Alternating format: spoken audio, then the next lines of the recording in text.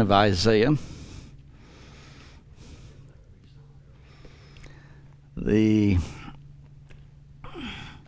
This is a prophecy of the destruction of Babylon. It was given, as we mentioned last week, around 175 years before it takes place. It is given at a time in which, kind of as a reminder of what we were talking about last week, when Assyria was the world power and Babylon was just a little nothing country. So it presupposes, or Isaiah looks beyond the destruction of the world power at that time, Assyria, the rise of Babylon, the destruction of Babylon, prophesies of that, but also of the return from Babylonian captivity. So it is a far-reaching prophecy as far as it being given. And so verse 1, the burden of Babylon, which Isaiah the son of Amoz did see, he says, starting verse 2, lift ye up a banner upon the high mountain, exalt the voice of them, shake the hand, let them go into the gates of the nobles.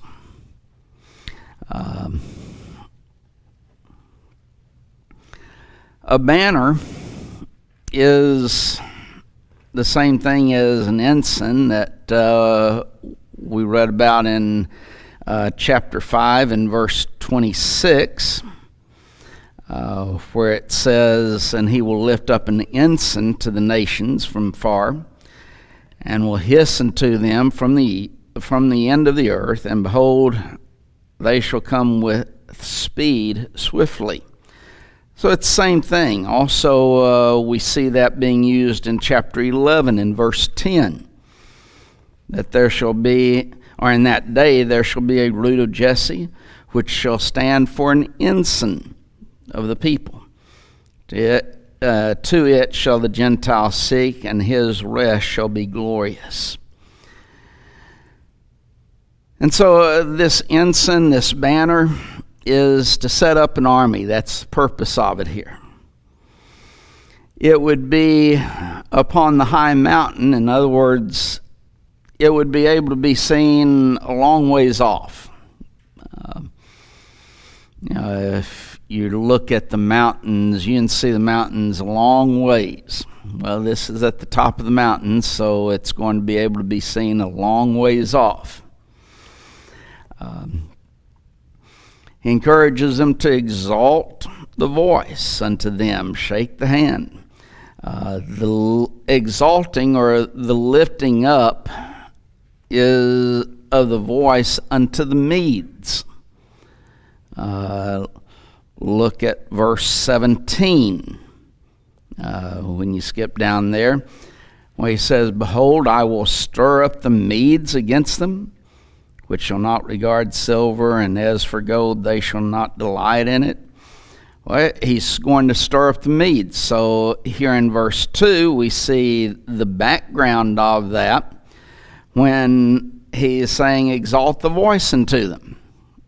Well, the them there would be the Medes.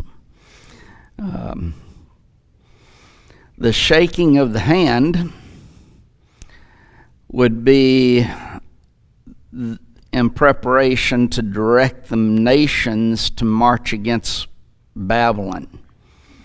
The gates of the nobles would be the gates of the nobles being Babylon. So anytime you see a they in a preceding part of the chapter, you got to look for them and they the rest of the chapter in order to have context correctly outlined. You always look at the context. And the context here is the destruction of Babylon, Well, who's the they that's going to destroy it? Verse 17 tells us who the they is. Even though this verse doesn't mention the Medes specifically, and before it doesn't, the they within the context has reference to that nation.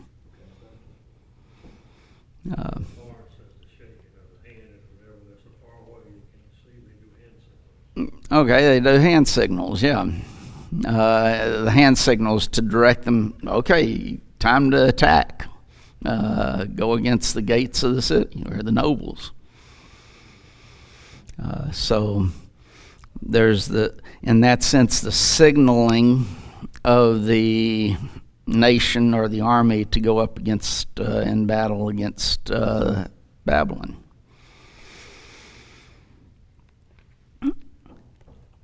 He goes on, verse 3, I have commanded my sanctified ones. I have also called my mighty ones for mine anger, even them that rejoice in my highness. The I here is God, having reference to him, commanding those who have been set apart, or whom he has set apart, to bring the destruction of Babylon. Now, who he had set apart to do that was the Persians and the Medes.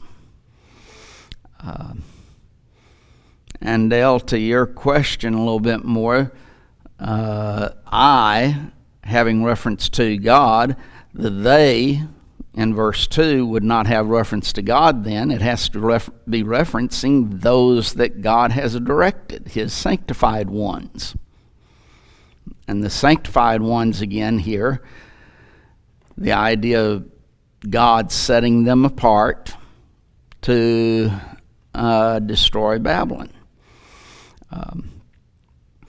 And they, the Medo-Persian Empire, were going to fulfill his purpose in destroying Babylon as a result of his anger. Why was God angry with them? Why is God angry with anyone? Okay, they don't do right. That's as simple as anything.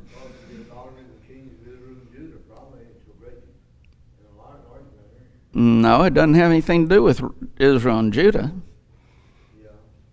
This is against Babylon. It's because the Babylonians are committing sin and wickedness.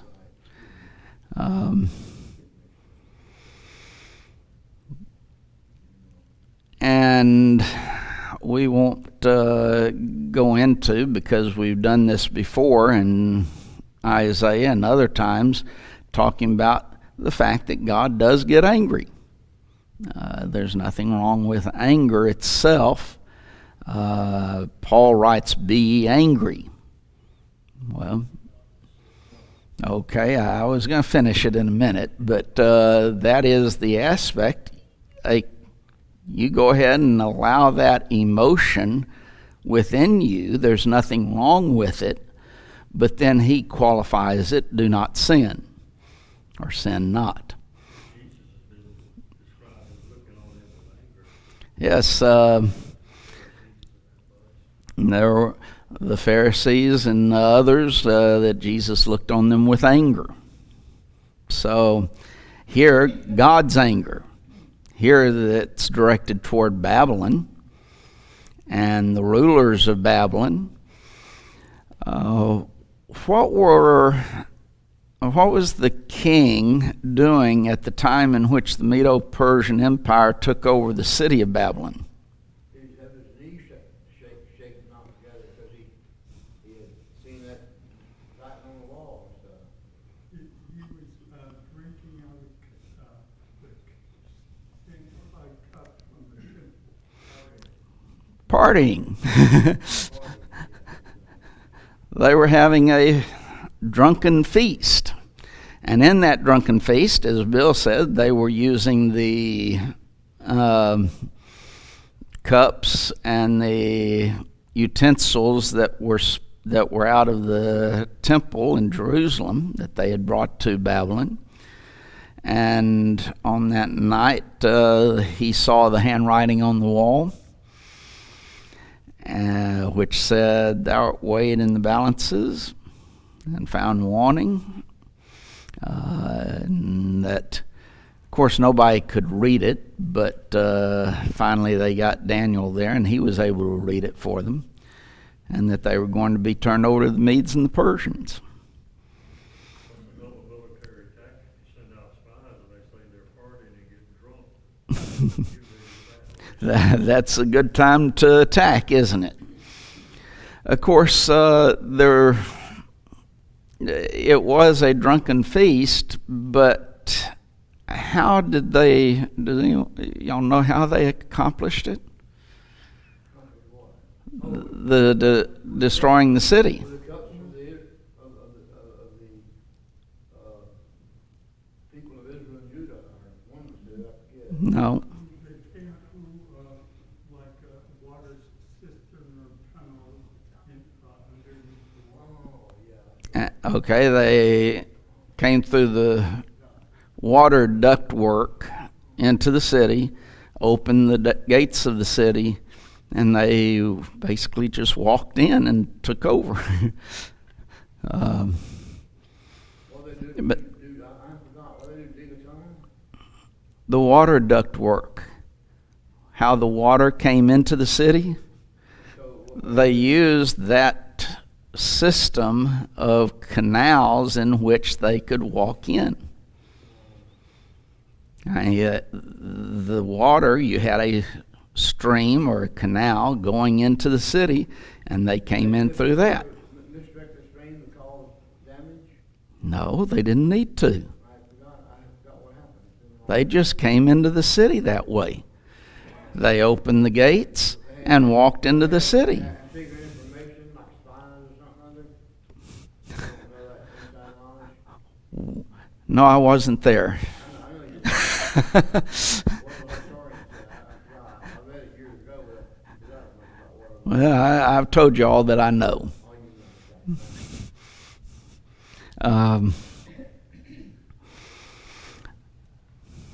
But it all goes back to the wickedness of the Babylonians, that God is angry with them. And so he sanctifies, sets apart the Medes and the Persians as being his mighty ones to fulfill his purpose. They are the ones that have the strength. They are going to be able to defeat the Babylonians. And God was going to, through his providential means, empower the Medes and the Persians to destroy them, and then allow the Israelites to return from captivity. And we see that being prophesied, and Cyrus the Great's name being mentioned specifically in Isaiah chapter 45. In fact, turn over there real quick to Isaiah 45. And in the first 3 verses. And notice how he refers to it. Thus saith the Lord to his anointed, sanctified ones, anointed, to Cyrus, whose right hand I have holden, to subdue nations before him. What were the nations? Babylonians in particular. To subdue nations before him, and I will loose the loins of kings, to open before him the 2 leaved gates, and the gates shall not be shut. I will go before thee and make the crooked places straight. I will break in pieces the gates of brass, and cut in sunder the bars of iron. And I will give thee the treasures of darkness, the hidden secret of places, that thou mayest know that I, the Lord, which call thee by name, am the God of Israel. And let's see.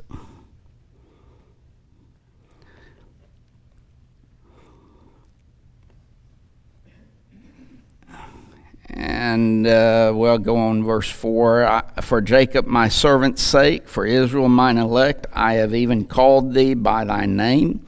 I have surnamed thee, though thou hast not known me. And he goes on. Here's the Cyrus, God's anointed, is going to do what God wanted him to do in releasing or allowing the children of Israel to return from captivity.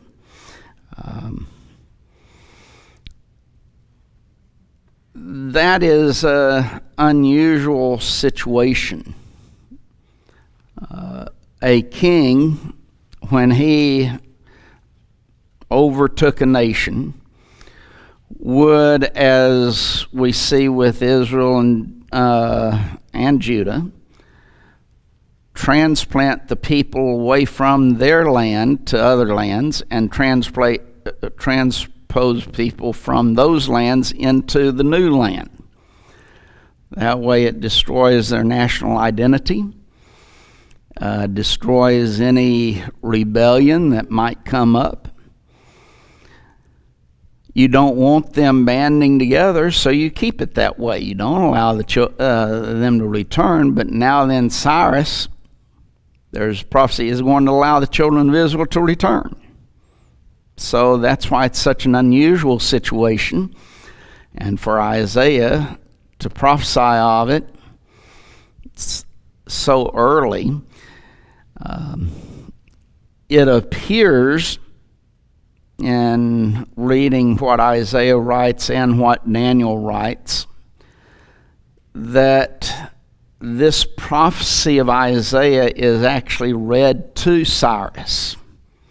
And he is so impressed by his name being mentioned, he allows the children of Israel to return.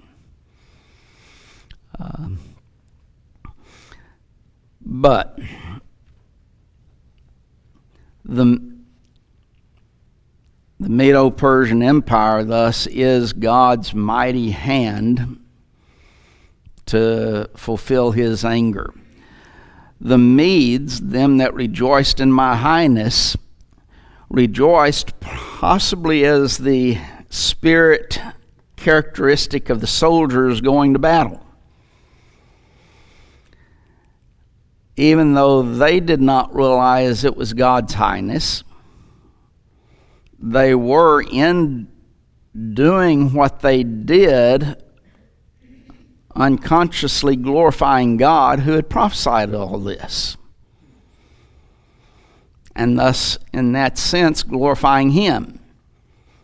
Might not have been conscious on their part, but yet since God had already prophesied it, and here they are fulfilling that prophecy, they are glorifying God. Not maybe, as we would say, intentionally glorifying him, but through their actions they were.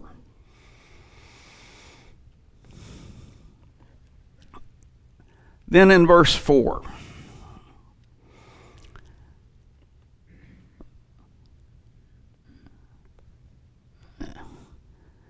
the noise of a multitude in the mountains, like as of a great people, a tumultuous noise of the kingdoms of nations gathered together, the Lord of hosts mustereth the host of the battle. The assembled group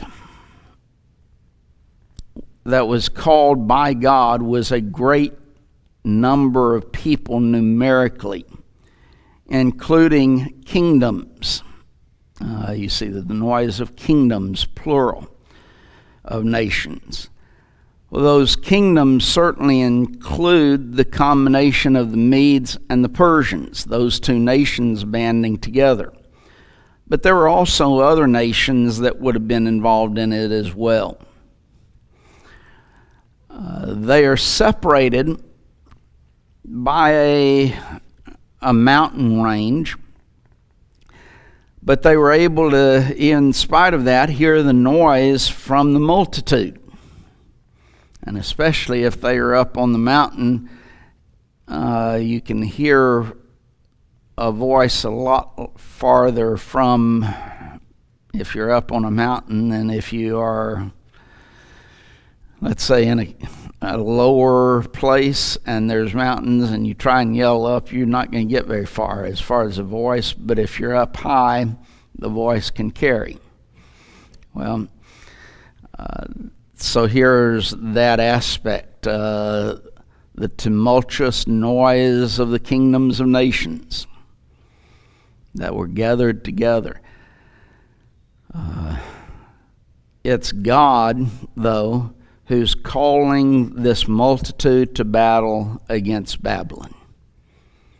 It's the Lord of hosts. Several battalions of military fitting together, all the tanks and everything, equipment rubbing and rolling. There's a lot of noise there. That's sword rattling. Yeah, at that time it would have been sword rattlings, but also there very possibly would have been the number of people and the shoes that they would wear, because the Romans had developed it where they had spikes in the bottom of their shoes, and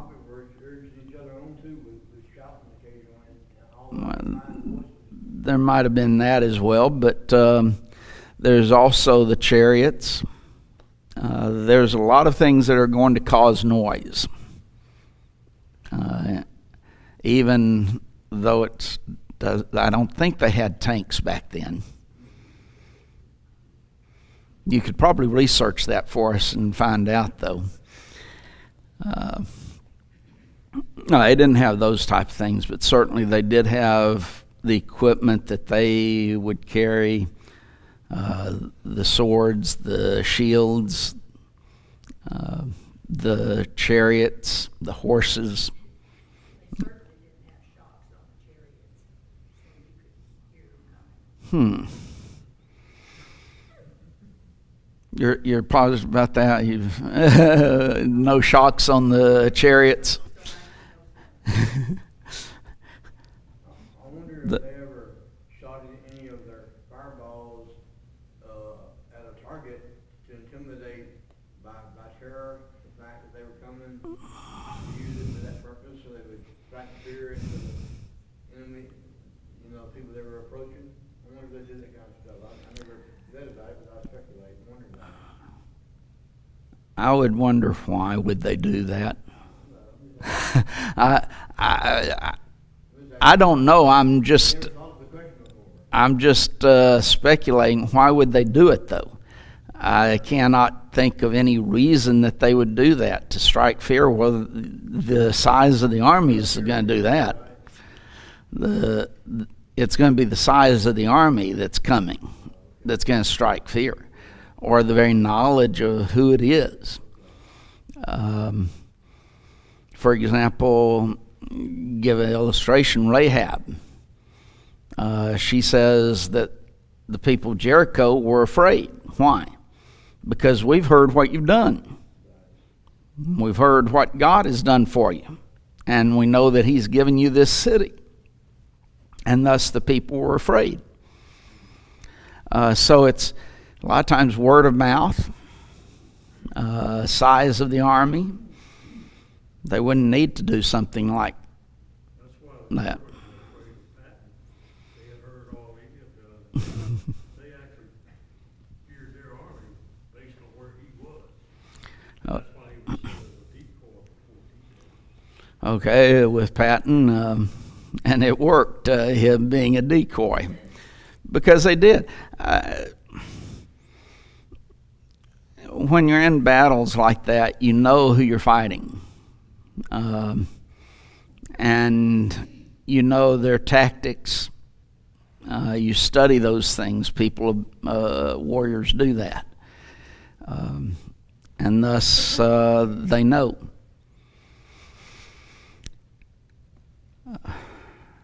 Verse 5 then, they come from a far country, from the end of heaven, even the Lord, and the weapons of His indignation to destroy the whole land. The far country, it would be where? Okay, the Medes and the Persians, those lands.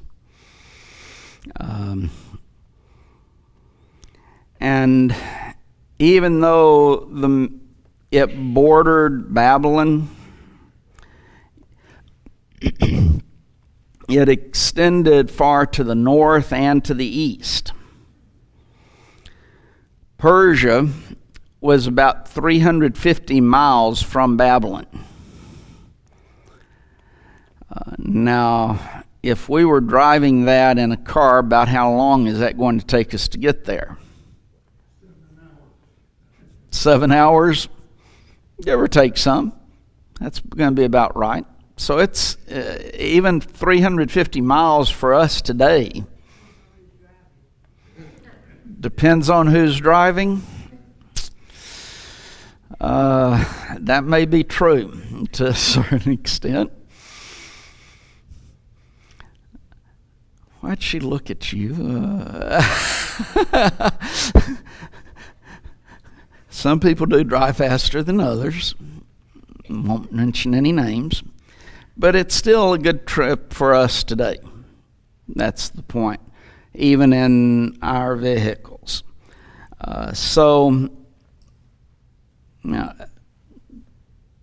Traveling by land, by walking, by chariots and horses, it's going to take a long time to make such a trip.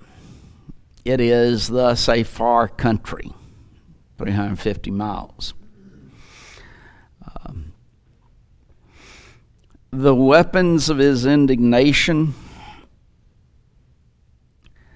well, that's the Medo-Persian army. That's the weapons of God's anger, his indignation, that he was using to destroy the Babylonians, to destroy the whole land here. So the Medo-Persian army, were the weapons of his indignation, his wrath.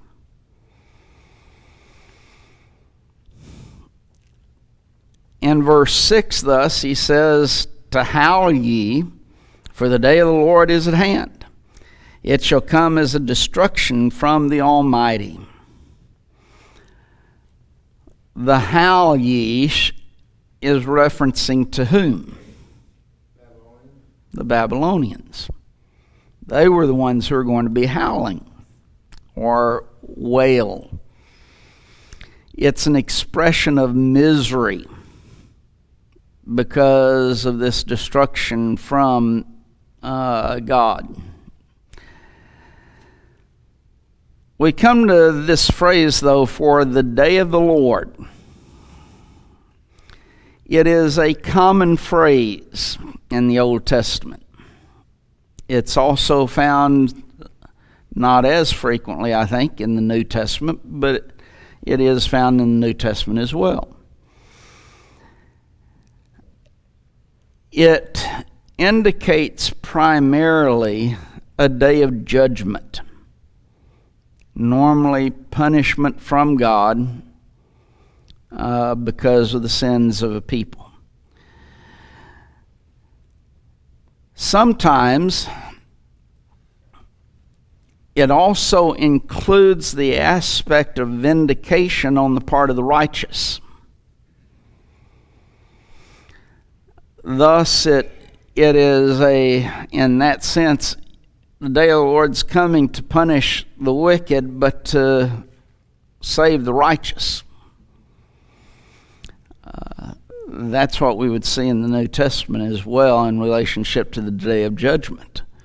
That Christ is going to come, the day of the Lord coming, in which he's going to judge the world in righteousness. And in doing so, he will punish the wicked and justify the righteous.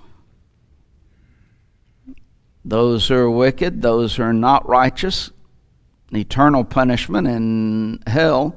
Those who are righteous, going into an eternal abode with God in heaven. Chapter 13, verse 9. He says, "The day of the Lord cometh, cruel both with wrath and vengeance. His anger to lay the land desolate, So here it is the day of the Lord, but here it is primarily dealing with not so much vindication on the righteous part, but it's dealing primarily with punishment for the wicked. That's what he was talking about, the Syrians. He was using them for that same purpose. As I say, it's a common phrase throughout the Old Testament. Something that we said last week, and as we started into this section, this does show us God's interest with these surrounding nations, doesn't it? It wasn't only Israel that he was concerned with, and only the Israelites.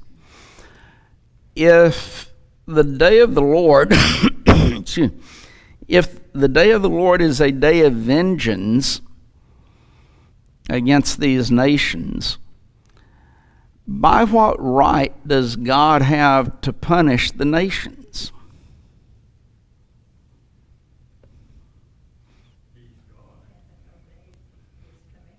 Okay, he's God, yes, and that gives him the right, but what Phyllis said, they have not obeyed his commands. But the law of Moses wasn't given to them.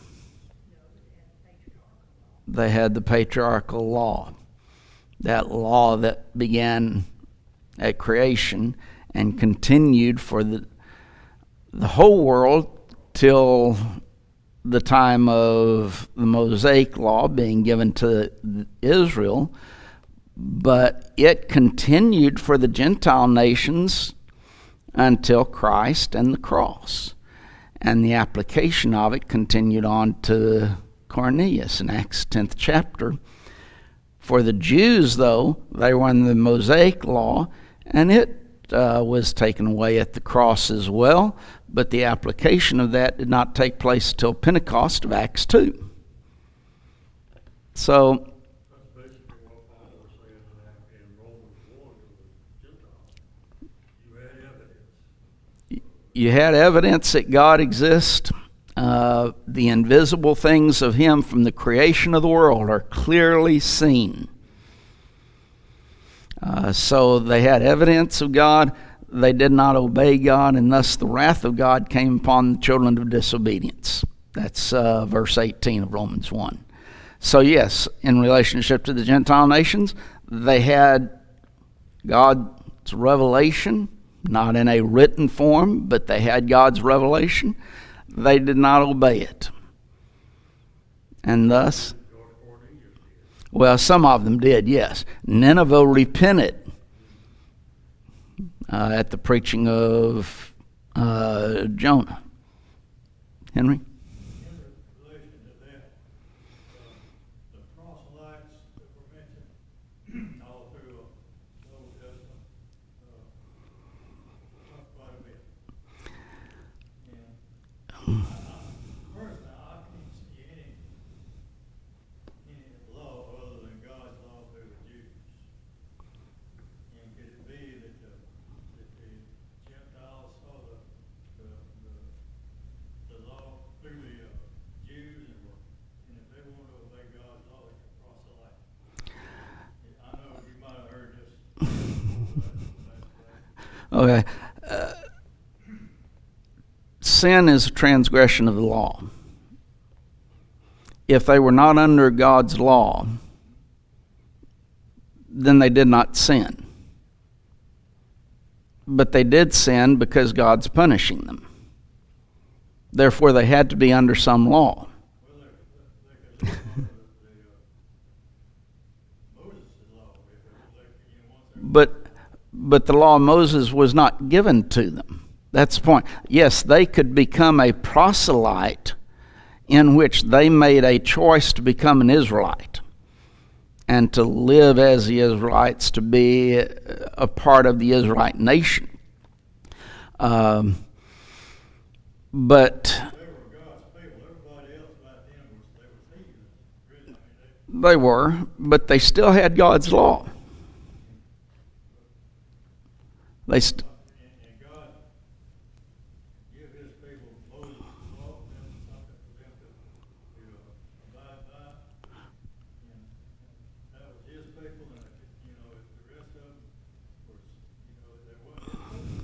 They weren't his people, that's true, but they still had his law. Or else they could not sin.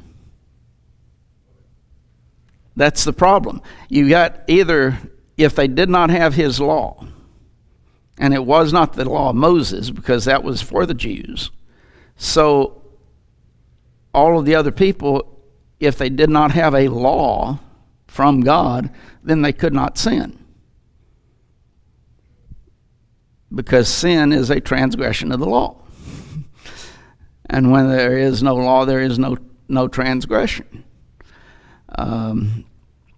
So they have to have a law. What law is it? Well, it's not the law of Moses, which we all recognize, but it has to be a law. What law is it? Well, the only law that we have is that law of patriarchy, by which people in the Old Testament, or say before the law of Moses was given, by which they could be justified or condemned under that law. Why would a Gentile want to proselyte against the Jews? The blessings of Judaism, for one thing. Judaism really, it was hard, It was, but it was still a lot better than your foreign nations. And especially for women. Judaism elevated women greatly. Because outside of Judaism, they were worse than animals. Sorry, women, but that's just the way it was. The what? Eve sinned first, but still, as time went on, the nations, the law of Moses elevated women a great deal from the time in which it was given and on through time. So there was that advantage for women. There were other advantages for even men who would become proselytes. Others became, some refer to them as God-fearers. In other words, they lived according to the law of Moses, but they did not go through the ceremony to become an actual Jew.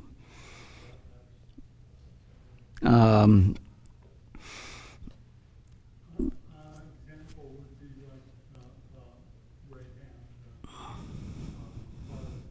She had heard, she had known, the stories had been coming out of Israel. Rahab would have, though, become a Jew. She was considered in every way a Jew after that time.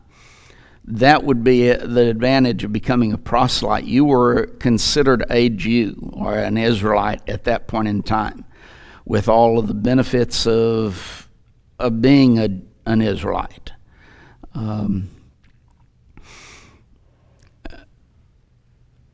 So there were certain advantages.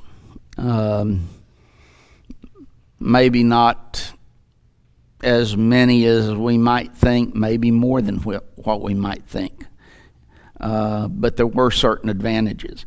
The thing is, though, that all of the others, they were never under the law of Moses. They had to be under law or else they could not sin. But if they don't sin, then God could not punish them for sin.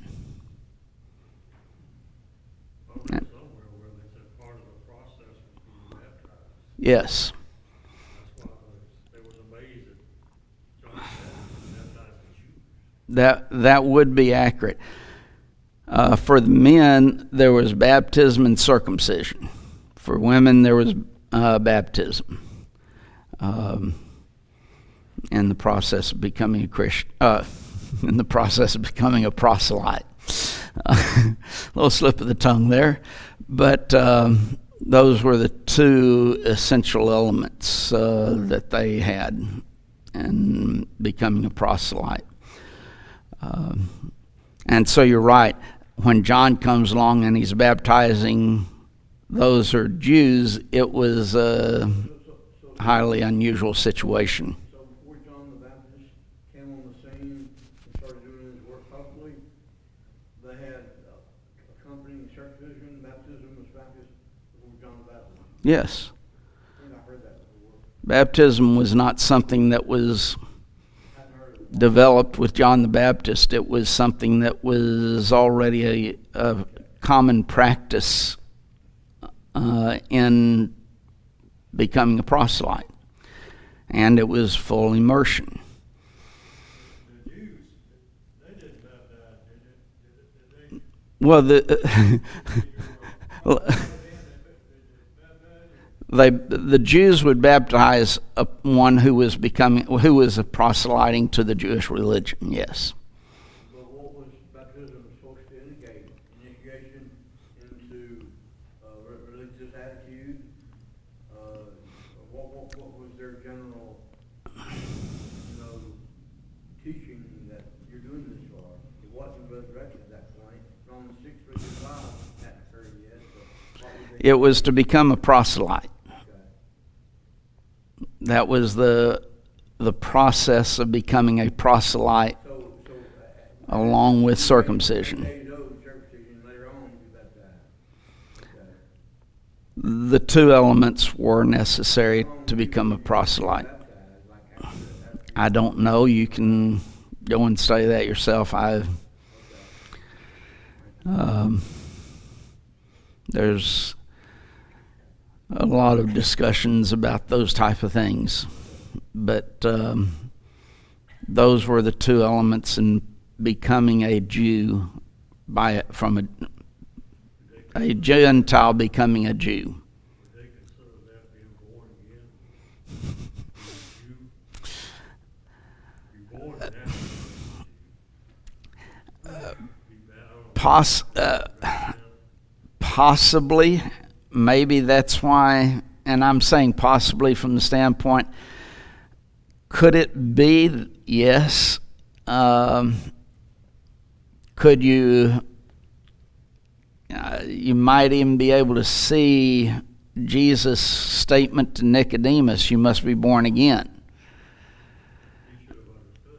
And he should have understood that, but he didn't, of course, because baptism was not something for the Jews. It was something for a Gentile to become a Jew. Now then, understand, I'm not saying that that is the case. I'm just saying that that is a possibility. I don't even know how good of a possibility it might be. So take that with a big grain of salt. So with that, we'll stop, and Lord willing, next week we'll get into verse 8.